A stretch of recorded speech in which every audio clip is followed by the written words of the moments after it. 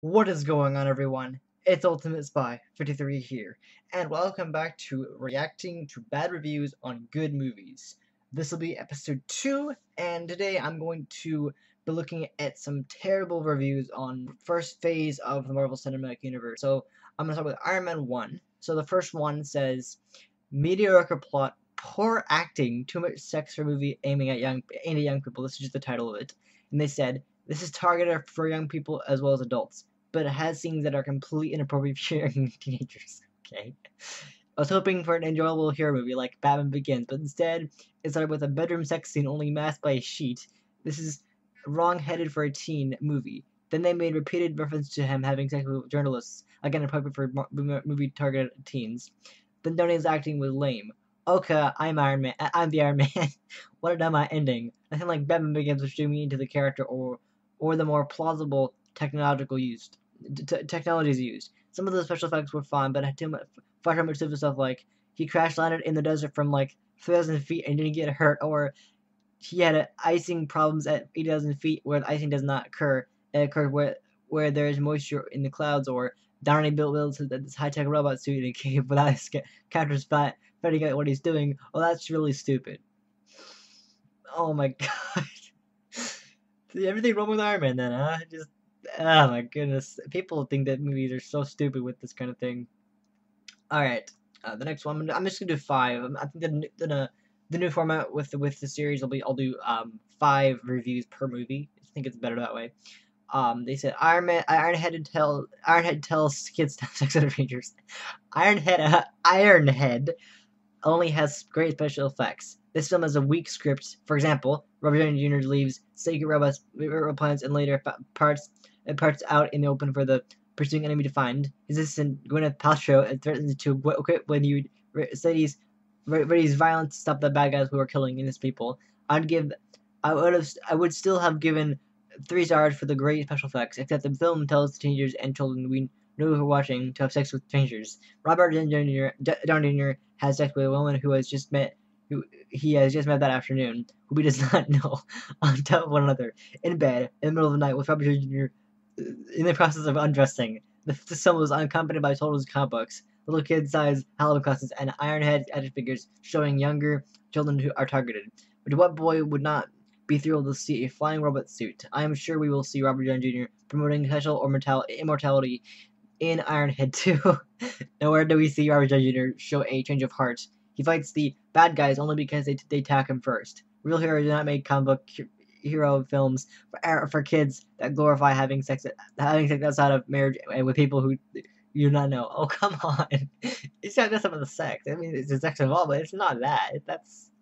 And they're calling it Ironhead. Wow, that is, oh my god, wow. That's just, ugh. Okay, as hard as him. I find this movie boring, but I love the cinematography. I just find it quite impossible to make an invention and make it yourself as a sample, hoping I can be as rich and as famous as a brilliant as person behind Iron Man. Wow.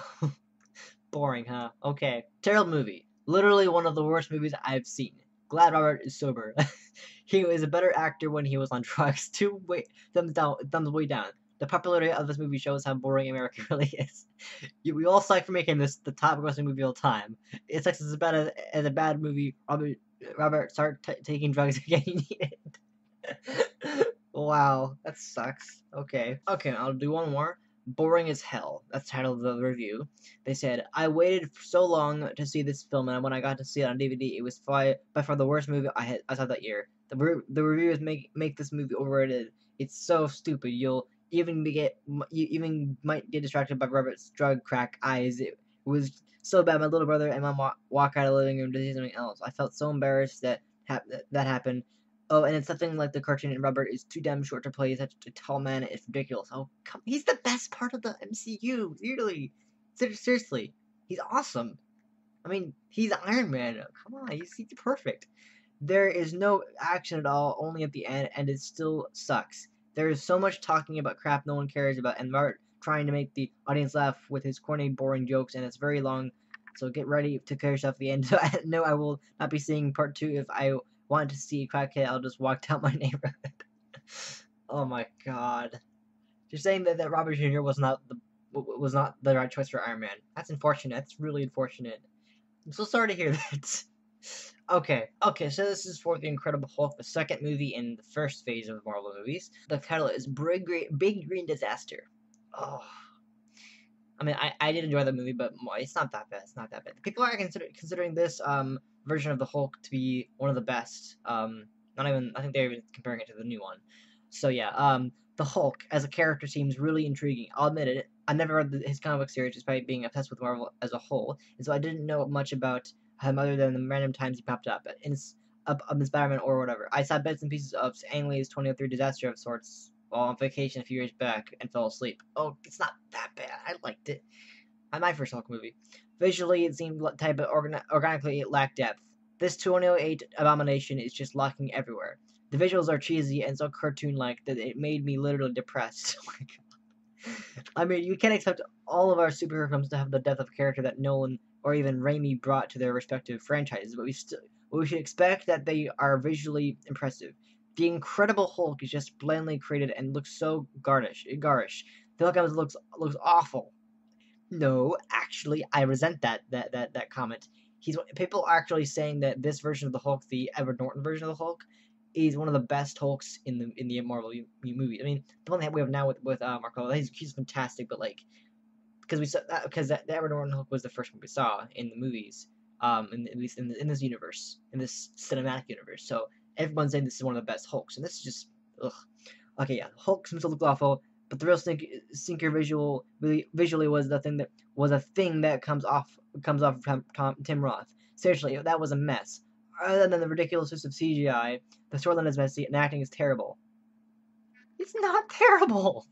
Edward Norton, who is usually very good, is wooden and merely a prop that leads to bigger and better things. Tyler, first of all, looks awful, and her hushed voice is used desperately here. She's attractive as hell. She was great in Lord of the Rings. Come on, stop bashing on it. She sounds like an idiot, and her performance lacks all conviction. The makeup job on Hurt was great, almost unrecognizable, but the makeup on Roth was terrible, and his performance was atrocious. All around, this is a comic failure. Pun intended. Oh my god. That's unfortunate. That's really unfortunate. Okay, this is pretty long, but it's not quite bad. All right, do you hear that thud of a dud? It's a bad sign when you hear members of the audience groan, but it's not hard to figure out why. This movie was marketed as appropriate for adult audiences, but it's actually an annoying story written for 10-year-olds. It's been a long time since I've seen such a boring and tedious film. Even Iron Man, with all its many flaws, was better than this sorry story. And what's up with Edward Norton? His acting was so bad it felt like he was reading off a teleprompter. Oh. It was incredibly distracting. What, was he drunk or something? One thing for certain, Bill Bixby, he ain't. I also got a laugh out of Hollywood thinking an American audience is so dumb about world geography that they would believe the teeming slums of a major city in Brazil is next to the Guatemalan-Mexican border. Let's say you are in northern Brazil. To make it to the Guatemalan-Mexican border, you have to go through either Venezuela, Colombia, or both. Then you must cross through Panama, Costa Rica, Nicaragua, and then Honduras. Quite a distance, but with the Incredible Hulk, who has neither wings nor magic nor teleporting abilities or private jet, makes it all the way to the Guatemalan-Mexican border in less than a night. That's impressive. Memo to Hollywood: I know you're going for the quick buck about losing so much money during the writer's strike. There have been so many awful movies this past spring, 2008, that I'm getting worn out. But I'm an optimistic person. Can you please make your next film as brilliant as Spider-Man number 3, X-Men number 2, or as good as any other of the 6 Star Wars films? Is that asking too much? The adults really like a good story just as much as you Hollywood like to make a ton of money. Oh, ouch. That is horrible. This so sucked. There's nothing worse than a soft Hulk movie. A soft Hulk. Knowing all the wrong that went with Ang Lee's version, who would think this one would rival the first pattern in story, acting, and special effects? But no. The whole movie, basically the last 20 minutes of the film, is the last 20 minutes of the film, and then we are left with the front of it having Brenner and a wild goose chase all over Southern America. Such a waste. I could have written such a more explosive story from beginning to end are just one of the thousands of great comic book episodes from Stan Lee, who looks so pitiful in all his cameos in his franchise films. How dare he be okay this BS? The same goes for Lou Ferrigno, who's always a petty security guard. They should have let him have so much more dialogue as the voice of Hulk, a la puny humans, Hulk smash, and so much more. The Hulk is such a wimp in this, and the only thing they actually got right was the Abomination character, which, like I said, doesn't rear his head until the final 20 minutes. Oh my god. No matter how strong they made him, the Hulk should have taken him to school in strength, anger, and sheer aggression. The madder he gets, the stronger he gets, but instead we see him hesitant, passive, and unsure in times where it is most valid for him to lose control. I liked how lean they made him this time around, but I think he should have been way more muscular and a little taller. If he was 10 feet, they should have made him 12 feet like the Abomination. One of the things that I liked about what he did with while being Hulk was he came up with the idea to split the police part in two and use them as boxing gloves to move on the Abomination. That's actually a pretty good part of the movie. So cool. Other than that, back into the drawing board. Supreme Stinker. F, because I know they had the right budget to make something way better. Shame on you, Marvel. Oh my god. Ouch. So bad, I wish I could give it negative stars. This movie is so awful. We bought it because our daughter loved the Hulk and Avengers, and we had never seen this. But it is seriously the worst movie I think I have ever seen.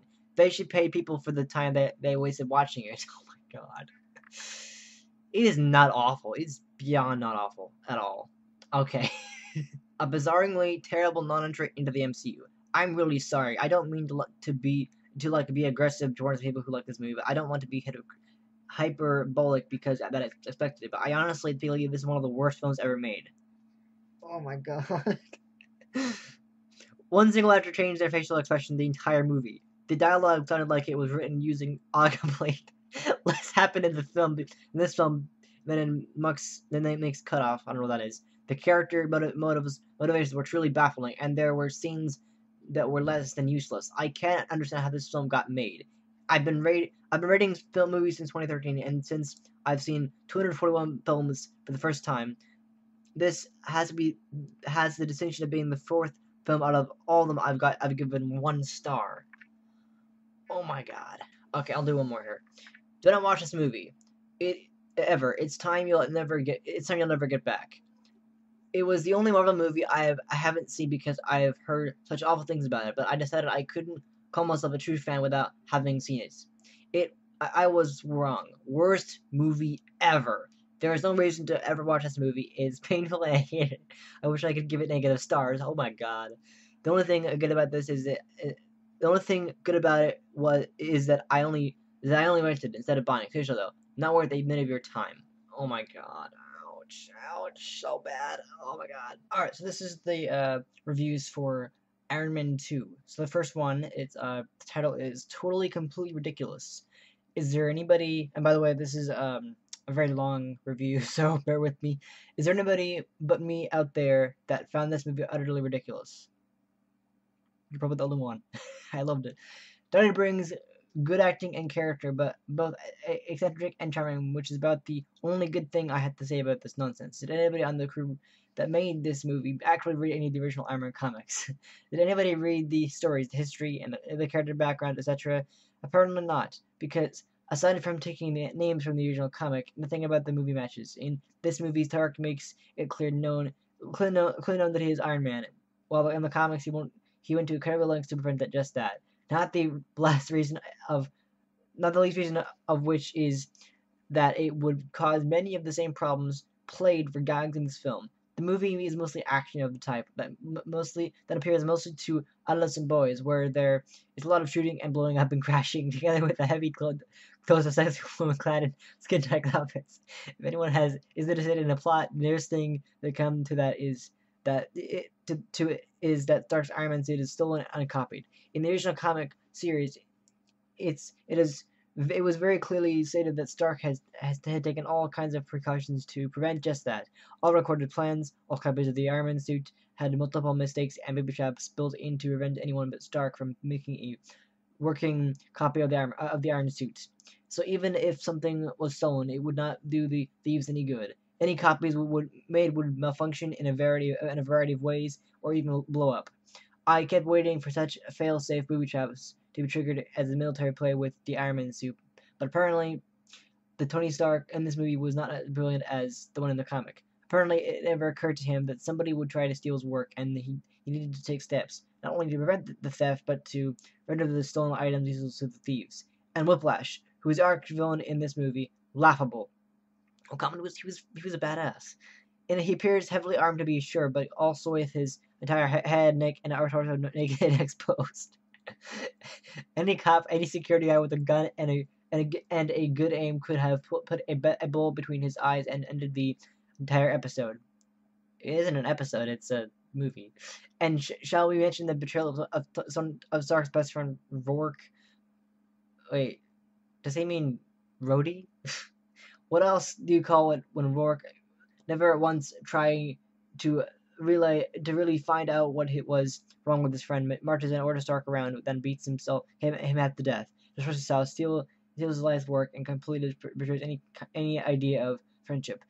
The fact that he had orders was a piss poor reason in anyone's book, and I cannot imagine Stark's attitude of forgive and forget at the end of the movie. And Rourke gets a reward at the end of the movie for what? Betrayal of a dying friend, playing into the hands of a dangerous villain, stealing a friend's life work, violating several dozen laws, and endangering civilians, or generally being an ass.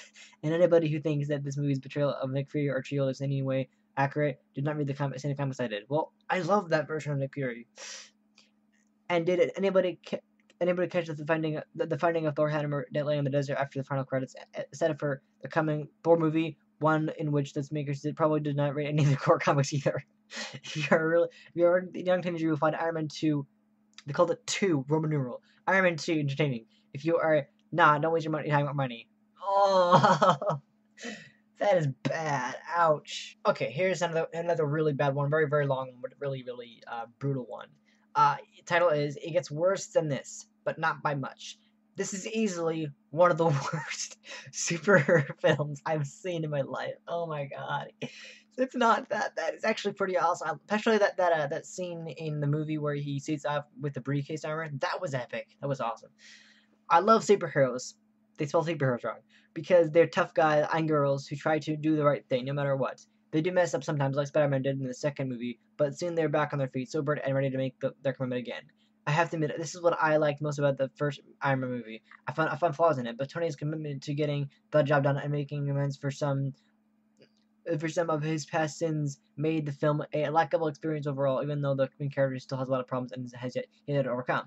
The film contains none of the dominant plot of the first. Instead, Tony Stark, whose identity as Iron Man is now public knowledge, dances, sings, brags, drives fast cars, womanizes, gets drunk, tells bad jokes, gets sick, and gets in trouble, has a brief falling out with one of his friends, and generally makes himself a nuisance. The character and irritated in the first film comes across as merely a spoiled, hyperactive man-child in this movie. No real consequences are brought against him for it. He's given what he needs to solve his problems. He solves his problems, and he can go back to being a jerk. Hooray! Or hooray! Probably the worst aspect of the film, however, are the villains. There are two: a lousy, jealous weapons designer named Justin Hammer, who is even more hyper, spoiled, and pop culture infused than the title character is, and a psychotic thug mad scientist named Ivan Vanko, who, despite never put any dimensions to his character other than being evil, while paradoxically and insultingly wearing a cross and carrying what looks like a rosary. Right, as if I didn't have enough reason to hate this film. Come to think of it, the two villain MO, one a goofy, silly wisecracker, another a power mad psychopath, reminds me unpleasantly of Batman Forever. Oh God. The main plot of this movie is a lot skinnier than in the past. Evil bad guy has technology. Evil bad guy attacks. Evil bad guy loses. The end. To compensate for this, they stuck in about 4 subplots. The first is about the government wanting to take control of Iron Man. The second is about Tony getting close to death from the chemical in the battery he's been using for his Iron Man armor. The third involves S.H.I.E.L.D. keeping an eye on him. So none of these first 3 subplots goes anywhere. That brings us to subplot 4. The War Machine armor being stolen by Tony's friend when he realizes Tony's is too big of a jerk to leave in sole possession of it. This subplot goes somewhere, but only in terms of helping to set up a team up between Iron Man and War Machine near the end of the film. A hero slash sidekick team up, which is reminiscent again of Batman Forever. I haven't watched that movie, but I've heard a lot about it. I didn't mind the first film so much, in spite of its shallow film, jerky main character, and so forth. But this film really has something to offer. Its weak points are just as weak as in the original, and the strength of the first film are gone. On top of that, it has a bunch of additional flaws and insulting lines and references that bring it down even more. But the only good thing I can say about it is that it introduces the character of Black Widow. But even though it is only of interest to people who know about the character already, to everybody else, she's probably come up as a knockoff of Trinity from the Matrix. I had some hope for superhero movies when Marvel started making their own. After all, Hollywood super movies had always been hit or miss. However, this movie just goes to show that even non-Hollywood superhero movies can still be utter train wrecks. Oh, that's hilarious. Okay, here's another one. Shockingly awful. Let me start by saying I thought the first Iron Man movie was great. This movie was really terrible, and I wanted to like it so much. I gave it so many chances, and it never got better. I would have given it less than 1 star, but I'll give it 1 purely for Mickey Rourke's performance. Sadly, not even Mickey could save this piece of thematic junk. Oh, yes, they are cool special effects, but there aren't enough special effects in the world to make up for Iron Man 2's total lack of story and plot. Downey's performance as the arrogant genius is over the top. It's boring. It's over the top. It's boring, and the chemistry between he and Paltrow is non-existent. Oh, in fact, she doesn't seem to have much of an reason to be in the film at all. Like, that isn't true. She's really important. She's like a potted plant in the background of each scene she's in order to make up for the poor script and the mediocre acting. Oh god, the film is packed full of so many baffling characters that we don't get a chance to understand them or care about any of them, including the main character, Tony Stark. In the first movie, we could make something. We could something. In the first movie, we could something to make him shut up. Oh, we could at least care about him. I missed that sentence. We could at least care about him even with his flaws. In Iron Man 2, we have Stark's arrogance shoved down our throats so much that I found myself rooting for the bad guys to do something to make him shut up. I certainly hope that there will be no such thing as an Iron Man 3. Well, unfortunately, you're wrong, because there was. And it was great. At least in my opinion.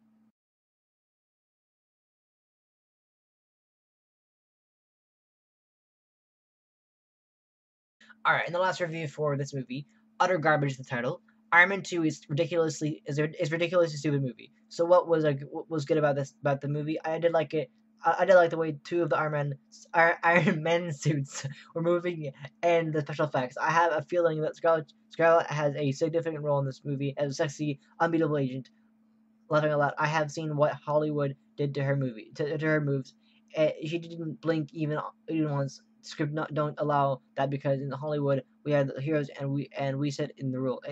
We set the rules, and rules are America as a world dominator, world savior, world's best, blah blah blah. They have the sexiest woman on earth with no American descent in real life. Plastic surgery, lots of makeup. Not plastic surgery, lots of makeup. That's true. She's pretty gorgeous. Even more additional added sexiness with special effects to already pretty women, and they should know at least 9 languages, martial arts, be special agents, and they should in the end win over the bad guys easily. Whatever you name it. And her moves are so very realistic. I swear, when I saw her moves in the air and all that, I was looking for defects in like a cable or a cord around her waist that I let her move freely. I don't do that usually. It was the first time that I recall when I was laughing over all these things, and then she just had to train all her moves and repeat them until it goes flawlessly. And remember, real American heroes real American hero kick ass and does not blink, and it all shall be placed within 1 minute. What's next? Downey is not one of my favorite characters. In the first Iron Man, he was a lot better, but in Iron Man 2, he's so arrogant and boring. I was hoping for bad guys to kick his ass. His relationship with his lover is looking cheap, similar to other movies, where if or if it worked in one movie, the other 10 movies will destroy it by copying all the things that once made it fun to watch, and which he loved, which we loved. This movie has money, has special effects, but no story whatsoever. Plot is terrible. Oh, come on. Some actors could have been better. Another could have been better if there should be Iron Man 3, which there is. I wish it to be something set in the far future, far future, where it has nothing to do with what Downey and previous suits or actors. Unfortunately, that is not true at all. Like as if it is another suit by design with other upgrades. And please, no rubbish. Simple effects put here and there and everywhere will not go well with a bad story and characters, which some of us can't and don't want to see anymore. And for the last, it is very typical of Hollywood to show off Russians like that. And who was the actor who played Russian? Mickey Rourke? That's right. I didn't like nothing about what they've done. It's just Hollywood standards. Directors get paid, people eat this garbage, and they think they are the most supreme race in the world. Oh please, when will we be there? When will there be done a real good movie about Hollywood and will not include all this shit? I'm sick and tired of all the same things. That's really unfortunate because that movie was one of the best Iron Man movies I've seen. Like it had that, especially that scene like I was talking about before, where he suited up with the suitcase armor. That was awesome. My favorite suit up ever. So I don't agree with this guy, but still. All right, well I'm gonna go ahead and do the next one. All right, so this is the reviews for Thor, the first movie, obviously, and most of them are pretty long, so let's just get the rest of them. The title is Horrid. When it became clear that Hollywood was going to try to make a movie out of every major Marvel comic character, my opinion was that they would all be mediocre to bad. I always thought that the best adaptation would have to be Thor, because the visuals necessary to create Asgard would have to be spectacular. In 2011's Thor, starring some guy who doesn't do a good job playing Thor as Thor, Asgard is pretty cool looking, but nothing special. Everything else about this film is stupid crap, marketed towards the stupidest of a stupid, aka the general movie public. Oh, come on. Pretty much everything about this movie is terrible. But here are my key points. 1. Loki. Loki, whether the Norse myth Loki or the Marvel villain Loki, is supposed to be mischievous. Well, he is. He shapeshifts, disappears, plays both sides, plays pranks, hides, and does things. Primarily, he is a shallow foil to Thor's heroics. In this movie, he is brooding and whiny. He quietly contemplates and is jealous of Thor. The comic book has always shown him to be quiet, flamboyant, and flippant, almost resembling the Joker. Here he is like a desperate teenager. This movie got Loki completely wrong. Oh, come on. 2. Thor. Thor should be solidly stupid. This type of hero is so committed to being a hero that he comes across as a simpleton. And above all, he should possess medieval chivalry that seems out of place in modern times. Here he is like a supermodel who's come to be cool, look good, and save the planet or something. 3. Villains. Villains are as important as the superhero in comic book movies. Who are the villains in Thor? Is it Loki? I hope not, because half the time they're getting along, and Loki is really, really bad at being Loki, so that doesn't work. Is it the Ice Giants? Well, they are gone in the first battle, so it ain't them. What about the Destroyer? Well, that is really just a mindless weapon of the Asgardian used against Thor in a brief and blind battle. No villain in a comic movie? Yep, you heard that. 4. The romance. Natalie Portman really just served as a prop in this movie. Oh, these movies, because of the formula to sell tickets and not hurt the brains of the morons seeing them. Need a love interest? Portman serves as a piece of meat to make sure that Thor doesn't end without Thor kind of falling in love. Everything out of her mouth is sort of sassy comment that Thor, who's been on the planet for a few hours, really should be able to understand. Also, Thor's transition from fallen from the skies god to sensitive human is way too brief and underdeveloped. I can go on forever, but I'll end saying this. I left the theater surrounded by a large crowd of people who clearly thought this movie was awesome. I did not think that it was their own opinion. I think what has occurred is they've been trained like dogs.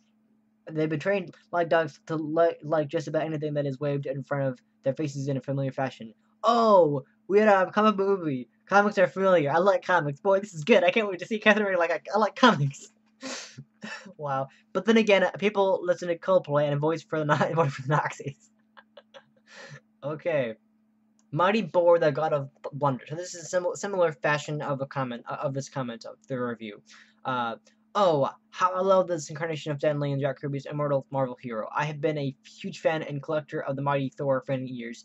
Being as such, I long for the time that special effects would finally bring the Odins into life on the big screen. Anyway, here's my personal feelings for the film that could have been a thousand times better than the tripe they gave us. Here we go. 1. The iconic battle helmet. Oh, I actually do agree on this. They didn't have it. They only had like what, 5 minutes. We were teased with it for less than a minute on screen. Yeah, so pretty short time. That simply vanishes, never to be seen or heard from again. Many don't really seem to care. Many still simple accept many bones toss them. I, on the other hand, say the nay. Thor without that iconic helmet is like Superman without his cape, Batman without his ears, or Captain America without his mask. I'll save that last comparison for another review. Anyway, that really took me off. Yet another example of the director being ashamed of the source material. It's a glaring fact, especially as a longtime fan, that continues to irritate me to no end. Loki is the god of evil. What he is, what he is not, is a misunderstood villain, a la Raimi's Doc Ock for Man, who turns bad through contrived circumstances. Sometimes a villain should be simply born a villain. Loki and Thor have never been anything but enemies. Period. 3. Heimdall's always been a second banana in the books. Now all of a sudden he's as mighty as Odin himself. Please, in addition to that, Heimdall's a Caucasian character in the books, not an African. However, what really bothered me with this one was the obvious. Now that they changed Heimdall to a black character, he also had to be at least as powerful as Odin. It's kind of racist a little bit. I found it racially insecure and a quick drive. No one is as powerful as Odin in Asgard. I don't really think about that with Heimdall at all. 4. I really wanted to see the transformation of Don Blake into Thor. I realized that Don Blake's been out of the comics for some time, but it would have been daring and a sight to see, adding to such more to the storyline. But oh yes, the filmmakers continue to be one-dimensional themselves. I don't understand about one-dimensional characters. What does that mean? 5. Lady Sif and Thor are lovers in the books. In the film, there was nothing. However, having a Lachanga with mortal Jane Foster and Goddess, Lady Sif would have been very intriguing and again added more to the story. Well, I do like Lady Sif. She's goddamn gorgeous in that movie, and the sequel, of course. 6. Vostok is one of my personal favorites in the comics. A great comedy relief, fun to watch. In the film, he was boring. He was boring. 7. Has anyone seen or heard from Balor the Brave? What? He's only Thor's best friend and right-hand man. Alas, thanks to the people behind the Thor movie, it's Where's Waldo all over again. 8. Last Light of 3D suck big time. Okay. Anyway, I'm sure they received tons of hate mail on my review, but really don't care. The film sucked, and I'm sorry. I went to see it. P.S. I almost forgot. Hook on the Grim simply was not him. My God. Okay. Interesting. Okay. Worst superhero movie ever. I regretted paying even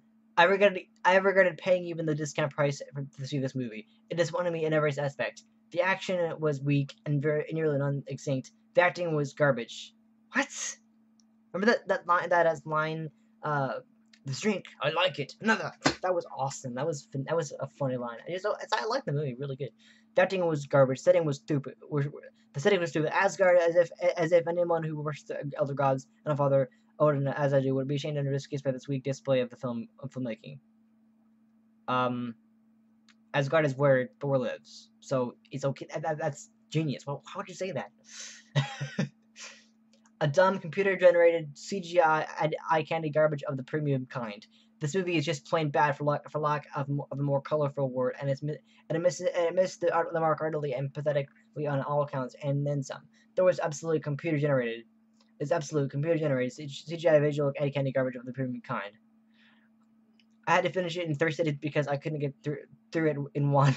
The plot is unbelievable, even for a fantasy superhero movie. The acting lousy, and I mean lousy, even by Portman and Chris Hemsworth seem to have ODs on the steroid or something, as apparently all the brain mass seems to have wandered into his muscles the size of train trunks, leaving him a vacuous moron who is intellectual equivalent of a Disney cruise.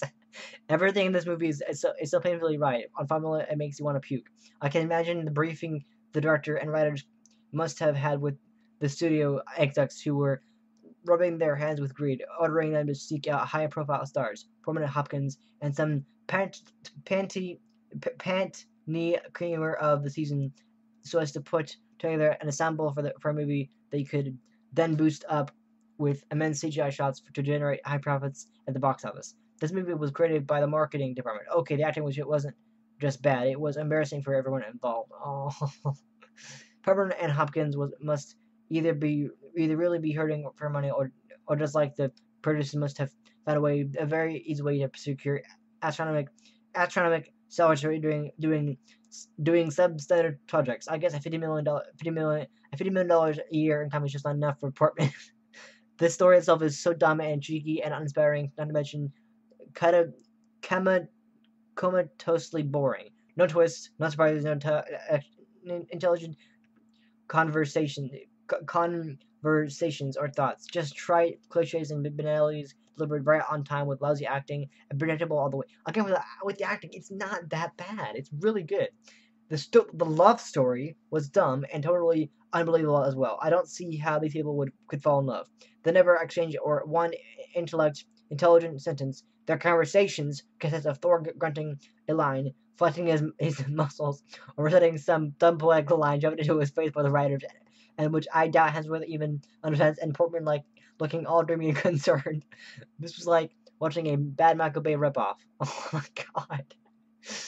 I genuinely fail to understand all the good reviews as objectively really this is a bad movie in every way possible. The only reason I can recommend that to anyone to waste their time on this piece of junk is to see that for themselves just how truly bad it is. I thought I had seen my share of lousy movies, but this is on top of the list. If I could give a 0 stars, I would, but even that would be too generous. Oh my god, really? Ouch. Embarrassed by how poor this film was. Portman chose to be in this. I saw this movie on a plane. Horrid script, pathetic ideas and special effects, lame acting. Again with the lame acting, what the hell? I was astounded by how bad it was. I read Thor comics as a kid, but somehow this missed the mark, and the main actor had muscles and no ability to convince me of anything. I would feel punished to ever have watched this again. If special effects look bad on a small screen, I imagine how they look in HD. Oh my god, really? All around lower my mind and rated high here by the fans, but ripped to shreds on many movie review sites along the lines of what I felt. I have hopes despite the weak trailer. What, the weak trailer? When a trailer is inspiring, you get ready for a long time uninspired, I guess. Oh my god. Okay, I'm gonna do one more because it's really short. Horrible and disappointing. The actors really didn't seem to be trying. The woman was certainly miscast. Oh, come on. Not that she's that great to begin with. What? She's great. Come on, really? Literally, this person doesn't like them to perform as an actress. Nostalgia is far more interesting than this watered down rubbish. I was very, very bored watching this film. I wasted my money on this. Oh my god, really? Again, with the acting and stuff like that. Apparently, someone has something against Natalie Portman. She's amazing. Really, she is. Okay, so here's the reviews for Captain America: The First Avenger. The title says, "Worst movie I have seen off flat. Fell for 5 hype and rented it. So glad I didn't buy it or see it in theaters. Like other 1-star reviews, or I meant star. Have waited till halfway for the movie to see if it gets interesting. So bad, no plot, average action. The CGI Joe Capcom movie had better plot and visuals. Returning it is another waste of time. Oh my god, it's bad. No plot. It has plot. It definitely has plot. It's about the Captain America. Come on. Oh my god. Wow. Okay. One of the worst so far. Please, Hollywood. No more boring comic book movies. Comic movies without a soul. A good comic book movie does not necessarily make a good movie. After torturing us with films like Daredevil, Ghost Rider, Spider-Man, Something Ever Happened to You. Spider-Man? What? Really? Maybe they're talking about the third one. I don't know. People don't like that one. And so on. They still did not realize they made a big mistake. The Captain America movie looks like a giant teaser for the second part, which definitely is coming to us in the near future. Well, yeah, obviously. The film itself is so damn slow. The first 45 minutes are wasted with the desperate and then the build-up of connection to his cast. The main character is probably one of the worst actors ever seen on the screen. What? Chris Evans? He's great! Again, and again, it is the mighty American hero against the evil villain Nazi. Let me guess. The next enemy is Russian. For those who wear stars and stripes pianos, the movie is might be something. For people who with a taste for an arcade, this movie is just one long and boring joke. Oh my god, really? This had to be the worst, most cheesy of all the Marvel screen adaptations. I took out my lessons halfway through, walked the dogs, and left it playing while I was out. Came back and watched the end. It was really stupid. Don't waste your money. Oh my god. God, that's what the wow. Okay. Stupid script, pathetic acting, and horrible ending. The only good thing about this movie is the special effects. The script and acting are horrible. Also, the ending is stupid. Come on. Give it a break. Come on. Really disappointing. I saw this movie in theaters in 3D, and I have to say, I swear never to see another movie in 3D after this. Unlike I heard that the use of CG, the use of 3D adds nothing to the viewing experience. The acting wasn't really a problem for me. However, I was expecting the action to be the best part of the movie, but what I got was a collection of 60-second action snapshots, the focus of which I should have been more the majority of the movie. Less of the nasty character, the bad guy, is just way too over the top to watch. I found his character extremely annoying. I guess I was hoping for Iron Man, the first, not the sequel, but instead I just got a really slow, bad Hollywood movie. Oh my god, really? Cheesy and boring. This has got to be one of the worst movies I've ever forced myself to sit through. While the diesel punk styling was still fun, the plot and acting were terrible. What is with people in the acting with this? Come on, give it a break. Boring, boring, boring. Long dull scenes interspersed with mediocre acting and some of the cheesiest dialogue I've heard in ages. Save yourself a few bucks and just watch the trailers. As long-time Cap fan since the 60s, I was severely disappointed. Oh, it's so bad. It's unfortunate. All right, so here's the final movie for this episode. I'm gonna be looking at for the Avengers, which is actually a pretty good movie. Very disappointing. I was so excited about this movie, especially since the reviews were so good. But that one movie was worth watching. A flying aircraft carrier. There's nothing cool or clever about that. Combine that with the terrible acting. Terrible acting? No, not terrible. It's great. God, stupid people. And 20 minutes of lame 3D effects, and all I could do from preventing myself from crying over the money I spent on the movie was to laugh. Honestly, I wanted to turn this movie off several times, but I had to wait for the action or something interesting to happen. Well, that never happened. That never happened. Now all I can do is hope I can get some of my wasted money back and try to sell this bomb to use the discount store. So sum it up, save your money, and be glad you did.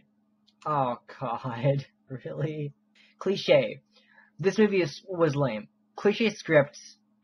Save the world crap. I wish this movie was dark like Batman one scene. At least not everybody is happy. Bad guys lose and get the girl crap. Drama is a powerful thing it needs to be, but it fails to deliver.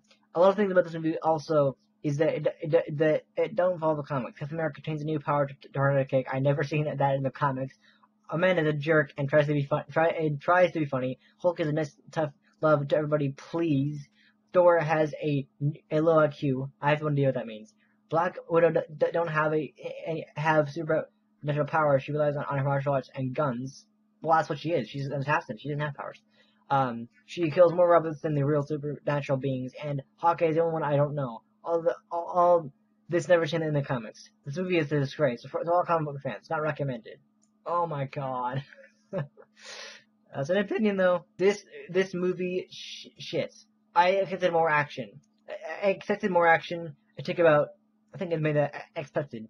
I expected more action. It took about 45 minutes or so to see any kind of action, except for a small part at the beginning. This movie isn't worth $20. It falls to my standards to $7.95.